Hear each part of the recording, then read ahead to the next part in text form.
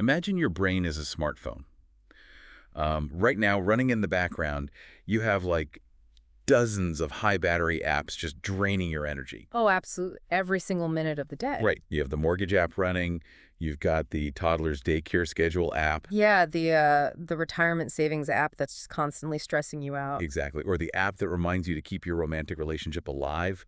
The one that tells you the car needs an oil change. It's a lot. It is a massive, complex operating system just constantly chewing through your mental battery. Mm-hmm. But what if you could just uninstall that entire operating system? Like a complete hard reset. Yes, just replace it with a radically different interface. And that is exactly what we are getting into on today's deep dive. Yeah, because the documents we're looking at today propose exactly that kind of reset. We are exploring an architectural blueprint for a social experiment currently unfolding in southwest China. Which is just fascinating. It really is. It was founded by a figure named Xu Feng under this guiding philosophy called Lifechanyuan. Lifechanyuan, right. Exactly. And it essentially attempts to diagnose why modern society leaves us feeling so utterly depleted. And they didn't just write about it. They actually built a physical living model to test this philosophy. They call it the second home. Right. So our mission today is to really dig into their source text. It's this point-by-point teardown of the traditional marriage and family structure that, we all currently live inside of. Yeah, and they compare it against their completely deconstructed alternative community. And just to be totally clear up front, we aren't here to pass judgment or endorse this lifestyle at all. But, their diagnosis of modern burnout is razor sharp. It really is. And it's important to ground this in reality, right? Yeah. The text describes a real functioning community. Right. This isn't just theory. No, not at all. We are talking about roughly 50 residents right now, living in this spring-like climate spanning multiple generations. Wow, 50 people. Yeah, they have kids as young as 8 and elders over 80. They are actively testing whether human beings can exist and thrive without the traditional family unit. Listening to this initial setup, it kind of feels like this text is just going to be a massive hit piece on the nuclear family. You'd really think so, but the author is actually surprisingly neutral. Oh, really? Yeah, they don't frame traditional marriage or family as morally wrong. They frame it as just a structural choice. Okay, so it's not a moral failing to be in a traditional family. Exactly. The text openly admits that the traditional path gives you stability. It gives you a well-worn, predictable path to follow, and it provides certainty. But there's a catch. Oh, a massive catch. It demands a heavy toll in exchange, and they identify that toll primarily as survival pressure. Survival pressure. Yeah, that makes sense. It's basically the dynamic of the individual carrying the weight of the entire system. Right. Like in a traditional setup, you, the individual, bear the total financial and energetic burden for a small group of people. Yeah, your spouse, your kids. Exactly. If your income stops, the family starves, or, you lose the house. And the text argues this creates a state of constant underlying terror. Underlying terror. Wow. Think about it. In the traditional model, your income has to be stable. You can't easily just stop or take a break to find yourself. Right. Because the structural vulnerability of the small family unit. Yeah. If one person gets sick or loses a job, the entire foundation just shakes. Exactly. It's kind of like the difference between a standalone computer server and a distributed cloud network. Oh, that's a good way to look at it. Yeah, like in a traditional family, you are the standalone server. If you lose power, say a parent gets laid off, the whole website goes down.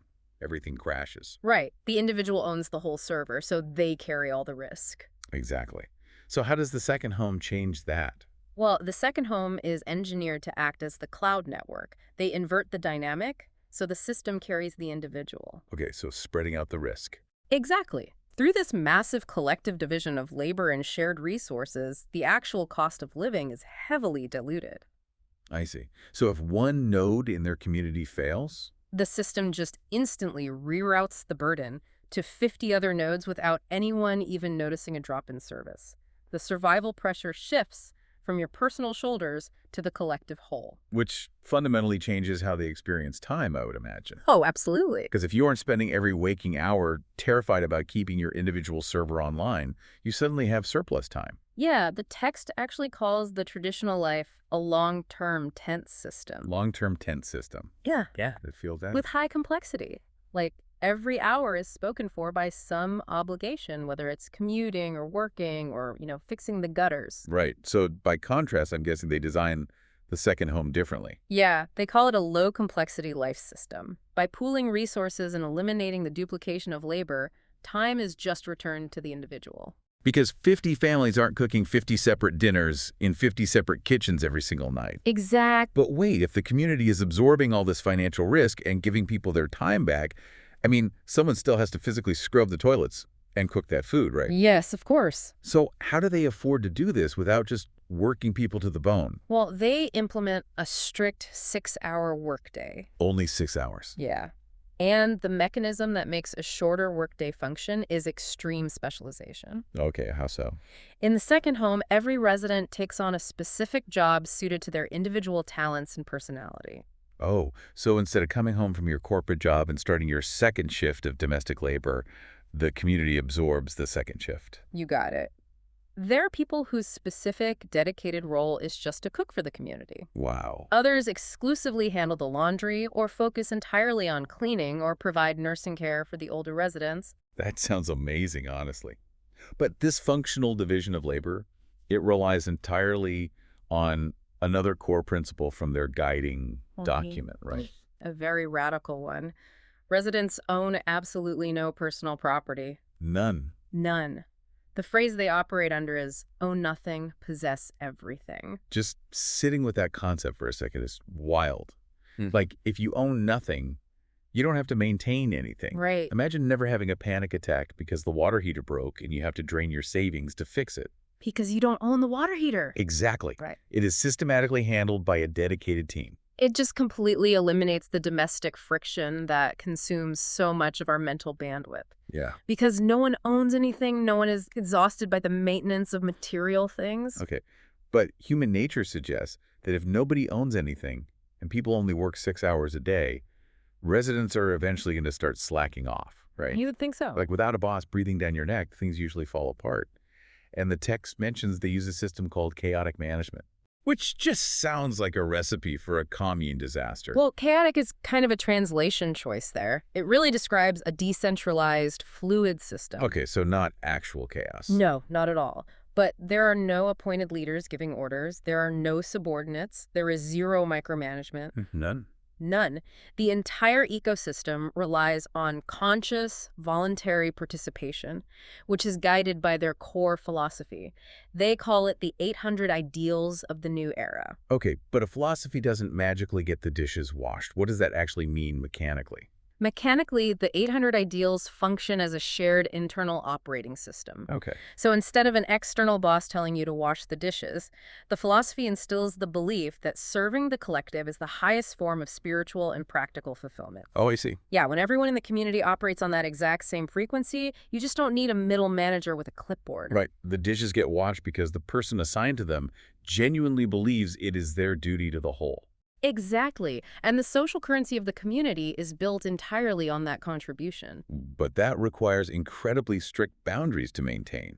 I mean, you can't just let anyone in off the street and hope they catch the vibe of the 800 ideals. No, definitely not. The freedom they offer requires intense self-regulation. So what are the rules? The source document lists rigid exclusions to keep the system pure. Smoking, gambling, heavy drinking, and video game addiction are strictly forbidden. Video game addiction. Wow. They are serious. Very. And the diet is mostly vegetarian. The text specifies it is kept at a moderate, non-luxurious standard to prevent waste and greed. And they are completely ruthless about dead weight, too. Yes, they are. The text explicitly states that anyone with a parasite mindset, someone who refuses to work and just wants to coast on the collective safety net, will be expelled. Immediately. The same goes for anyone causing physical, mental, or spiritual harm to another resident. Right. The safety and function of the collective supersedes the individual without exception. Which makes sense. Yeah. That is really the only way a decentralized management system survives without collapsing into actual chaos. Exactly. So sharing chores and treating property like a cloud network makes logical sense. We can see the math on that. Sure. But applying this exact same philosophy of non-ownership to human beings is where the text goes completely off the rails of normal society. Yeah, this is where we move into the most radical section of their philosophy, the complete dissolution of the family. Right. In the second home, the institution of marriage does not exist. There are no marital relationships at all. The author argues that traditional exclusive marriage inherently follows a downward trajectory. Yeah, that it starts with love, but because of the legal and social structure of exclusivity, it inevitably morphs. Right, into possession, then Yeah. control, and finally just exhaustion. The text explicitly blames the old system for widespread infidelity, suppression, and emotional fatigue. They argue these are symptoms of equating relationships with ownership and constraint. Exactly. So their solution is to redefine emotional connection entirely. They replace marriage with what they call non-possessive relationships. Non-possessive relationships. Yeah, connection is based on the present moment and a voluntary flow of affection, rather than a legal or moral obligation to be someone's everything forever. Meaning romantic and sexual freedom are entirely up to the individual. Yes. The text outlines that you can choose a path of celibacy, or you can choose to have multiple partners. And there's no moral judgment from the community either way, But there's a massive psychological catch. which is, You cannot be jealous. wow, good luck with that. I know, right? The community demands that you sever the link between love and ownership. The text notes that anyone who tries to monopolize, dominate, or possess a partner is actively despised by the collective. But human beings are biologically wired for attachment. I mean, if you love someone, seeing them with someone else causes visceral evolutionary pain. Oh, totally. So how does a philosophy just turn off millions of years of human jealousy? Well, the text doesn't claim to magically turn it off. It aims to socially engineer it out of you. Okay, how? By removing the financial dependence and the social expectation of exclusivity, they believe the need to possess someone basically withers away. I mean, theoretically, maybe. But the documents do acknowledge this requires an agonizing level of emotional detachment for anyone transitioning from the outside world. I bet. If you love someone, you must let them be entirely free.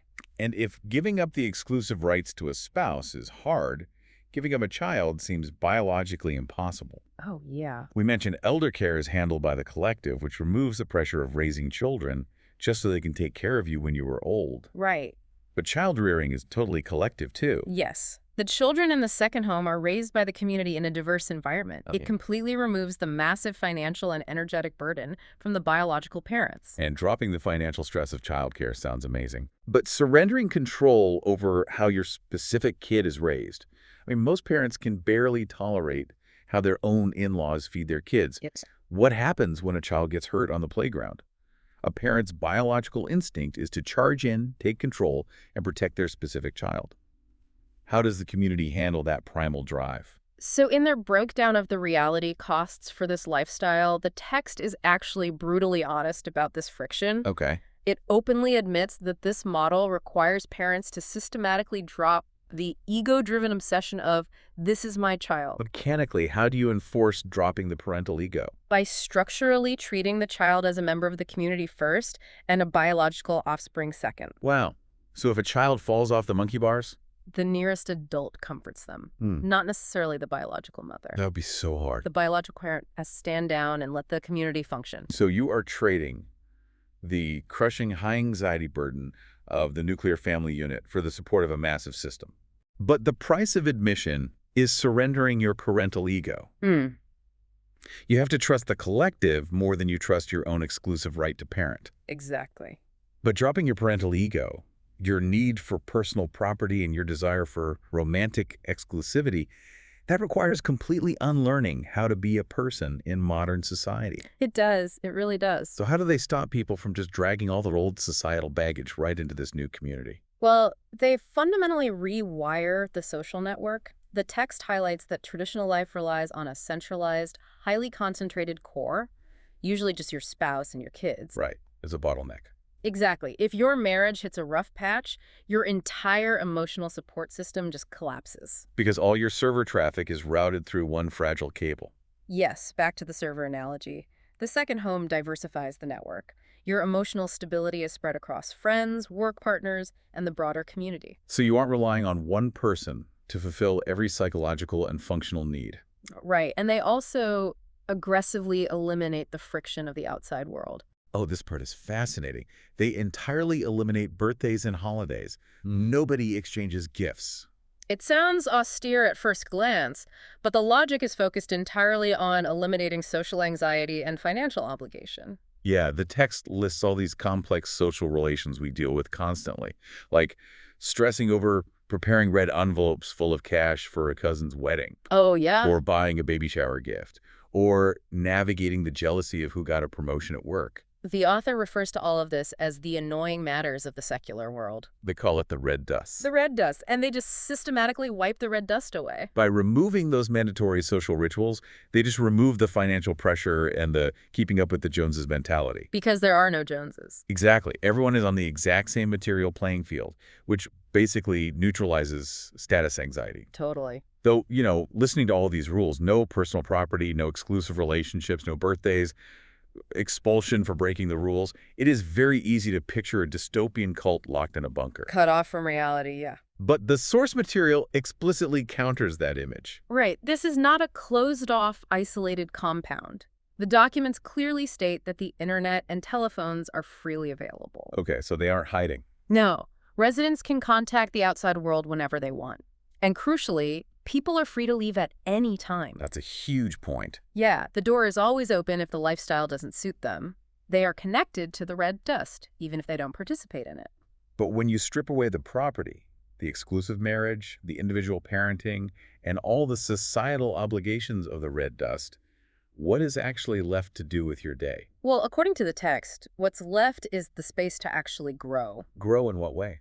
They argue that the traditional structure traps humans in a survival priority system. Meaning your entire life is dedicated to earning money. Earning money, feeding the family, and frantically preparing for old age. The second home claims to be a growth-oriented system.